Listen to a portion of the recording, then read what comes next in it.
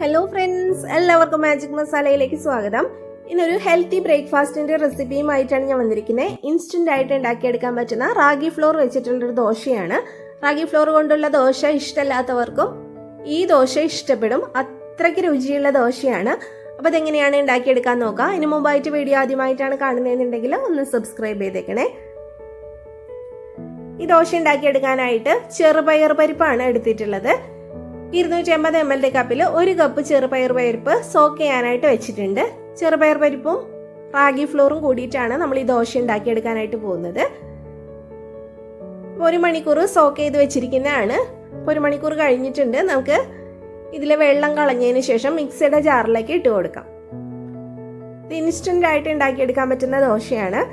ഇപ്പോൾ രാവിലെ 1 മണിക്കൂർ സോക്ക് ചെയ്യാനായിട്ട് ടൈം ഇല്ലാത്തവരാണെങ്കിൽ രാത്രിയിൽ കിടക്കാൻ പോകുന്ന സമയത്ത് നമ്മളിത് സോക്ക് ചെയ്യാനായിട്ട് വെച്ച് കൊടുക്കുക. രാവിലെ എണീക്കുമ്പോൾ ഒരു 2-3 പ്രാവശ്യം നന്നായിട്ട് വാഷ് ചെയ്തതിന് ശേഷം മിക്സിയുടെ ജാറിലേക്ക് ഇട്ട് അരച്ചെടുത്താൽ മതി. ഇതിലേക്ക് പരിപ്പിന്റെ ഒപ്പം നിൽക്കുന്ന രീതിയിൽ വെള്ളം ഒഴിച്ചു കൊടുക്കുക. ആദ്യം ഒഴിച്ചു കൊടുത്തപ്പോൾ കുറച്ച് കൂടുതൽ ഉണ്ടായിരുന്നു, അപ്പോൾ അത് മാറ്റിയിട്ടുണ്ട്. ഇതിന്റെ ഒപ്പം തന്നെ നിൽക്കുന്ന രീതിയിൽ വെള്ളം ഒഴിച്ചിട്ട് നല്ല ഫൈനായിട്ട് അരച്ചെടുക്കുക. ഒട്ടും തരികൾ ഉണ്ടാവാനായിട്ട് പാടില്ല. ഇനി ഒരു ബൗളിലേക്ക് റാഗി ഫ്ലോർ ആണ് ഇട്ട് കൊടുക്കുന്നത്. 250 ml കപ്പിൽ 1 കപ്പ് റാഗി ഫ്ലോർ ഇട്ട് കൊടുക്കുന്നുണ്ട്. ഇതിലേക്ക് 1 കപ്പ് വെള്ളം കൂടി ഒഴിച്ചിട്ട് ഇത് കട്ടയില്ലാതെ ഒന്ന് മിക്സ് ചെയ്തെടുക്കാം. ഇതിപ്പോൾ ഞാൻ കടയിൽ നിന്ന് വാങ്ങുന്ന നല്ല ഫൈൻ ആയിട്ടുള്ള റാഗി ഫ്ലോർ ആണ് എടുത്തിട്ടുള്ളത്. ഇപ്പോൾ നമ്മൾ വീട്ടിൽ പൊടിപ്പിച്ചെടുക്കുന്ന റാഗി ഫ്ലോർ ആണെങ്കിൽ ഇത്ര ഫൈൻ ആയിട്ടുള്ള പൗഡർ ആയിരിക്കില്ല, അപ്പോൾ ചെറിയ തരികൾ ഉണ്ടാവും. അപ്പോൾ അത് അങ്ങനത്തെ റാഗി ഫ്ലോർ ആണ് എടുക്കുന്നതെന്നുണ്ടെങ്കിൽ നമ്മൾ ഒരു 10-15 മിനിറ്റ് ഇതുപോലെ വെള്ളം ഒഴിച്ച് മിക്സ് ചെയ്തതിന് ശേഷം റെസ്റ്റ് ചെയ്യാനായിട്ട് വെച്ച് കൊടുക്കാം. എന്നിട്ട് വേണം ഈ പരിപ്പിൽ ഒഴിച്ചിട്ട് അരച്ചെടുക്കാനായിട്ട്.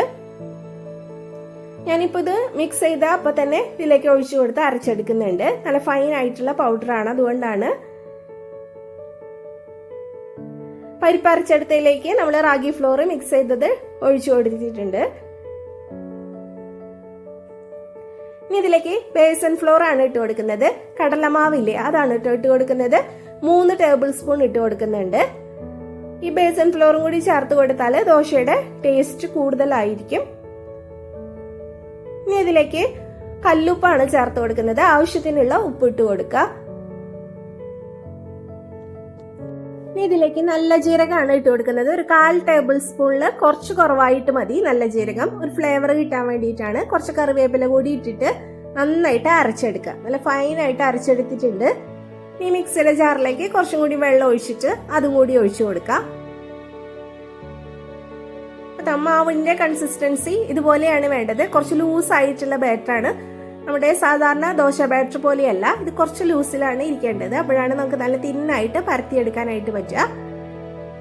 ഇനി ഇത് ഇൻസ്റ്റന്റ് ആയിട്ട് ഉണ്ടാക്കിയെടുക്കുന്ന ദോശയാണ്. ഇത് റെസ്റ്റ് ചെയ്യാനായിട്ട് വെക്കേണ്ട ആവശ്യമൊന്നുമില്ല. നമുക്ക് ചൂടായ തവയിലേക്ക് മാവ് കോരി ഒഴിച്ചതിന് ശേഷം നന്നായിട്ട് പരത്തി കൊടുക്കാം.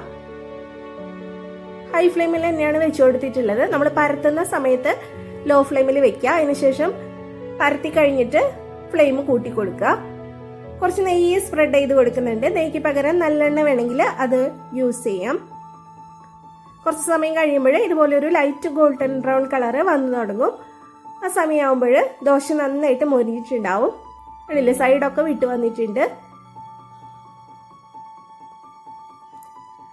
നല്ല ക്രിസ്പി ആയിട്ടിരിക്കുന്ന ദോശയാണ്. ക്രിസ്പി എന്ന് പറയുമ്പോൾ ഒരുപാട് അങ്ങ് ഡ്രൈ ആയിട്ട് ക്രിസ്പി ആയി പോകുന്ന ദോശയല്ല.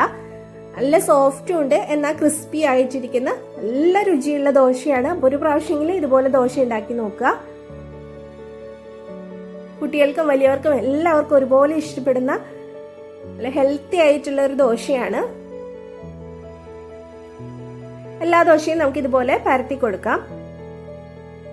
ഞാൻ പലതരത്തിലുള്ള ദോശകളുടെ വീഡിയോസ് അപ്ലോഡ് ചെയ്തിട്ടുണ്ട്. ഇതിൻ്റെ ഒപ്പം കഴിക്കാനായിട്ട് നല്ല പുളിയുള്ള അത്യാവശ്യം എരിവും ഉള്ള തേങ്ങാ ചട്നിയാണ് കേട്ടോ കൂടുതൽ ടേസ്റ്റ് ഉണ്ടാവുക ഇതിൻ്റെ ഒപ്പം കഴിക്കാനായിട്ട്. കഴിഞ്ഞ ദിവസം കുട്ടികൾക്കൊക്കെ ലഞ്ചിൽ കൊടുത്തു വിടാൻ പറ്റിയ നല്ല സ്വാദുള്ള ഒരു ടൊമാറ്റോ റൈസിന്റെ വീഡിയോ ഞാൻ അപ്ലോഡ് ചെയ്തിട്ടുണ്ട്. അപ്പോൾ അത് കണ്ടിട്ടില്ലെങ്കിൽ അതും കൂടി ഒന്ന് കണ്ടു നോക്കൂ കേട്ടോ. Thank you.